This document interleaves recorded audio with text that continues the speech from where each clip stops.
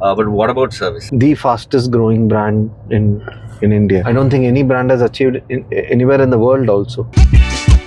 We have been very open about it. We could not at the same time focus on expanding service reach as well. Powerful enough for a SUV of this size? Normal for cars of this size to be powered by 1.2 GDIs. And they run very well.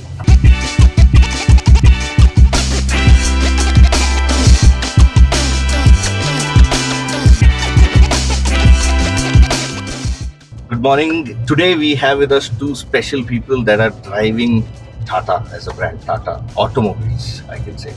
Tata Motors, there are people from the EV and passenger vehicles. So we have with us Vivek Srivatsa, who's the Chief Commercial Officer. Welcome to the show. Thank you. And we also have Mohan Savarkar, who's the Chief Product Officer. Thank you. Welcome. And we'll start with a few questions, and then we'll have specific ones for each of you. Is there really a big demand for petrol engines, especially in SUVs? I'll go. Okay, sure. Yeah, I think the need for petrol in high SUVs has been growing. If you go back 4-5 years, around 2020 it was 15-16%, and today as we speak it's closer to 30% actually. Demand is driven by two things. One is there's a lot of uncertainty on the future of diesel itself, with up and down government policies, I would say. Consumers are not sure whether diesel is good or bad, because in certain studies diesel is shown as good and in others it's shown as bad. So there's confusion and consumers will take the safer route. Other thing also is that diesel is seen as a little bit of a heavy car for ladies to drive, and increasingly, and not everybody put in long distances, not all families, and diesel is generally associated with that long drives and better torque, fuel efficiency and all that. So there is a need for high SUVs within normal usage pattern also. So a combination of these two things is driving up petrol penetration, and I think with the advent of GDI engines, I think drivability also is far better now, as we are seeing, which is almost kind of making customers not miss the diesel torque also. So I think it is seen as a safer option, more modern and easy to be handled by everybody in the family. So, Mohan, you can add something. No, that's it. Yeah. So I was just going to, the follow-up question was very similar to what you went through just now. Delhi NCR, of course, there's a big need because there is the NGT ban and all of things. But apart from that, across South India, where we are predominantly, people still prefer the diesel for two things. One is the torquiness for good highway drives. Two, of course, is the fuel efficiency and the overall value for money proposition they get for a long drive usage scenario. So how does that work? Like, is Delhi NCR the bigger market that you're looking at, or is it pan-India? It is pan-India. Delhi NCR, obvious choices, largest market in the country, but lot of uncertainty about diesel. It's a no-brainer. I mean, a very big percentage of cars sold here are gasoline. But again, South has been a lot of diesel love for a longest time actually, because I think propensity to drive between cities, vacationing within the South has always been a passion, increasing passion, I would say, and that's why we have this multi powertrain options, you know. So for people who still want that heft of a diesel torque, we still have very good diesels across all our products. But for people who want a slightly softer feel of drive, and there are also a lot of people today who move from city to city. Many people move from south to north and other way around. This becomes a more comfortable long-term choice. So our multi-powertrain strategy across all our products, that's why it helps. Consumers first choose the model and then they choose the powertrain. And many a time they like the model, but then they feel just because they don't have the powertrain of their preference, they end up not buying. So that way we are hedging all the bets, I would say. Yeah. Got it. The next question is, you're a little late to the party. I mean, Tata, was it a very strategic decision to wait, watch, and then offer a petrol, or was it something because of the demand increase? You definitely thought it made a lot more sense. So like you put it, and like Vivek also pointed out, stats. So gasoline in SUVs in India is starting just now, I would say. Unlike in countries abroad, where gasoline and SUVs do go together. So there's no, let's say, hang-ups in that sense. And one of the reasons why it doesn't go so well in India is that maybe powertrain choices were not as good. Maybe cost of ownership was higher. And if there is a way that one can find a solution for both of these, then it helps. True. I think fuel efficiency is one thing that was lacking in petrol SUVs. Right. And how are you addressing that through this engine? Yeah. So the 1.5 GDI is the right sized engine that can provide not just the drivability, but the desired fuel efficiency also. And it's been achieved by a lot of tech in the engine. You know, for example, we have the dual VCTs, we have a VGT turbocharger, we run a Miller cycle in this, and each of this is switchable.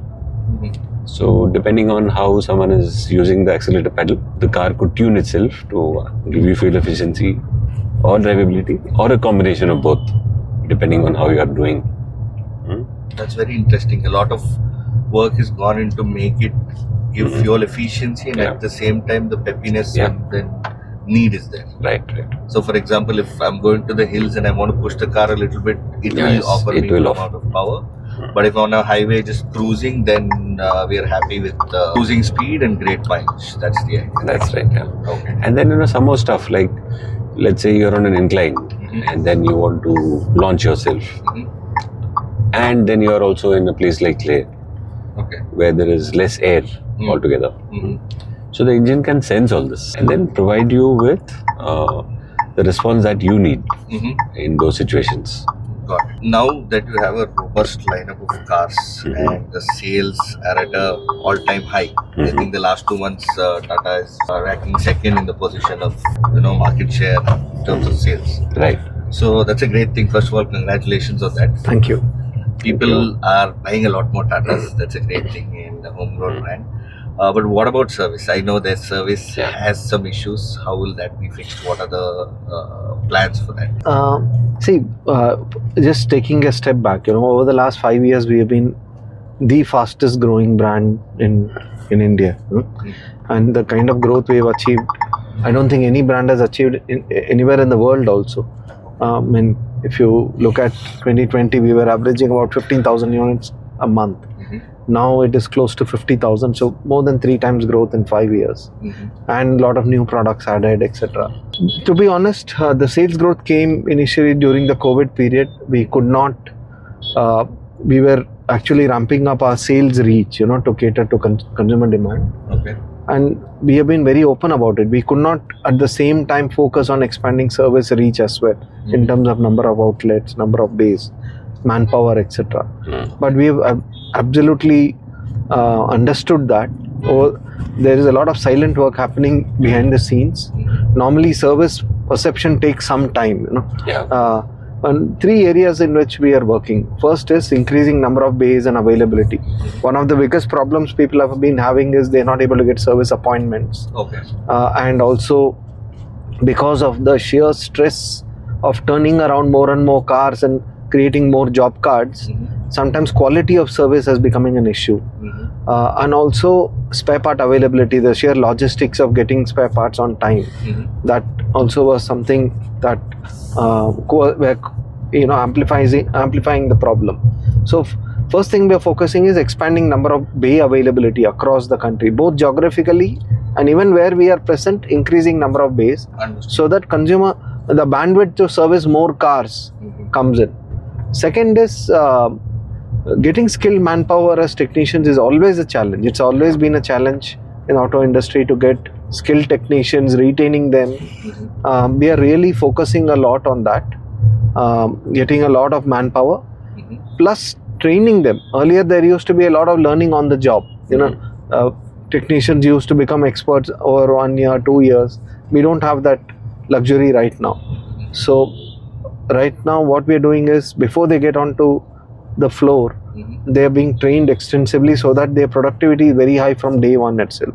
So investment in training, plus the last part, in terms of spare part availability and supply chain, a lot of work has gone in, and faster, better, I would say, prediction of a spare part mix that is required, faster availability. We have local warehouses and all open.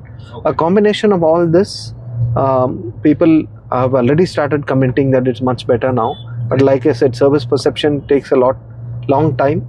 But we want to become the benchmark in service. Okay, that is the ambition, and you will see in the next 1 year, 2 years that we'll reach there, and the perception of Tata will be the other way around. That's great. Very glad to hear that actually, and I'm sure a lot of viewers will also be very happy. Look forward to the day when you are the benchmark in service. Okay, so now SUVs. When we're talking about SUVs, of course, you got a petrol, a gasoline into a SUV that is as big as the Harrier and the Safari. Hatchbacks and sedans have been kind of left away. So what is the plan? I know there are a lot of models that were showcased, etc. How is the market for other types of cars going on? What is the perception of Tata? Sure. So, with every country, this trend has to be, observed, and then you have to respond to it. So in most other countries also, you would see that the bottom end of cars, which is normally the small hatches, and are kind of dropping off.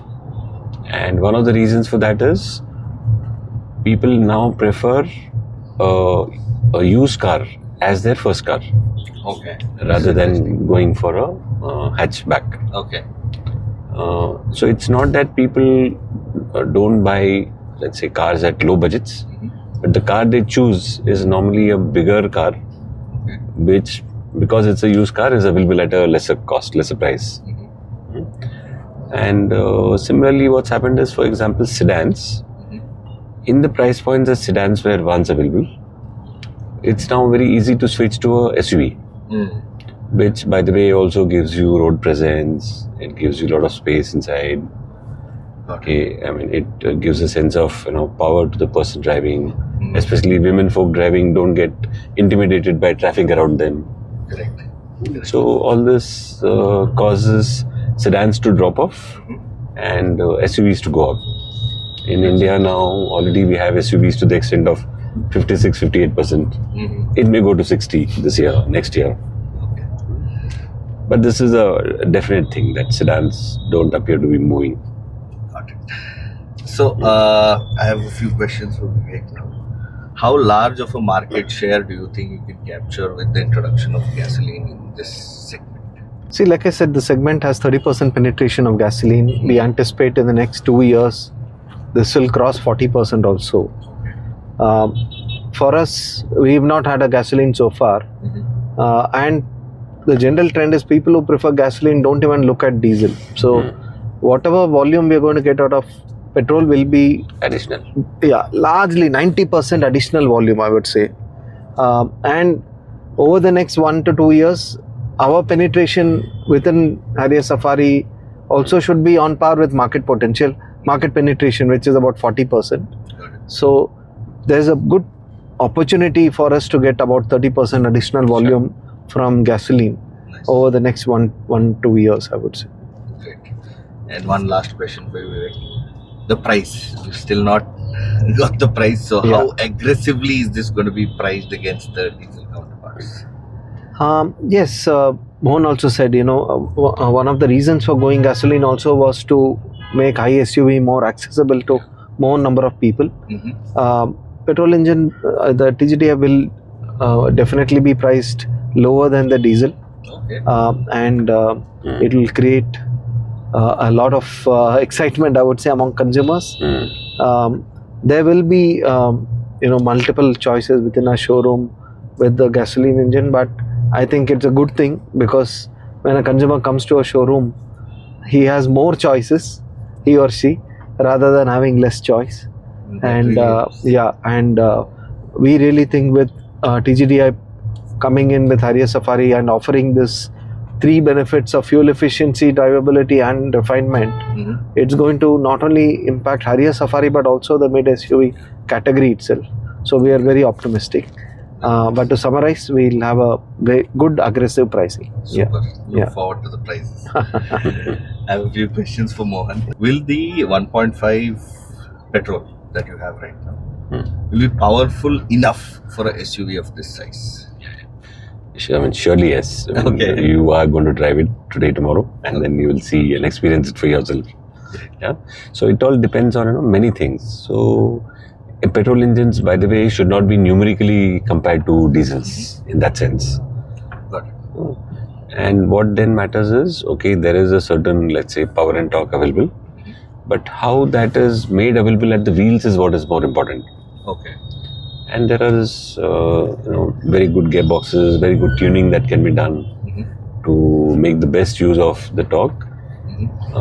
And then there is these days AI, ML that lets your car find out what's happening around, and then make sure that your ride is also aligned to your needs.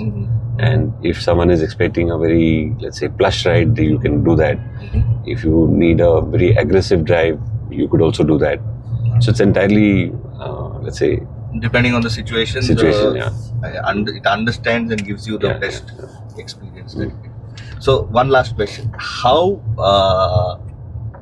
better is it compared to an XUV's petrol option?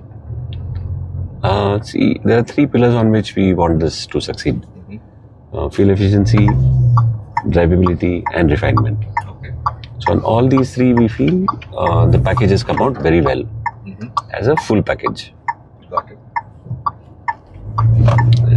And that's what our consumers will get to experience.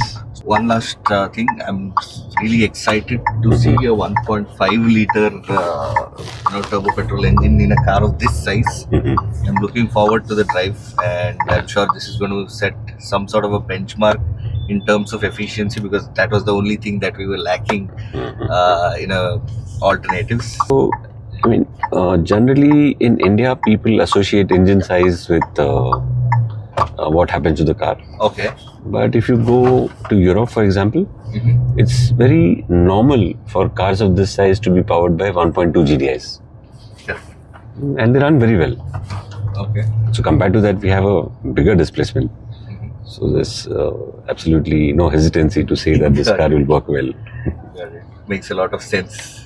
Thank you so much, thank you guys for watching. See you in the Thank you. next one.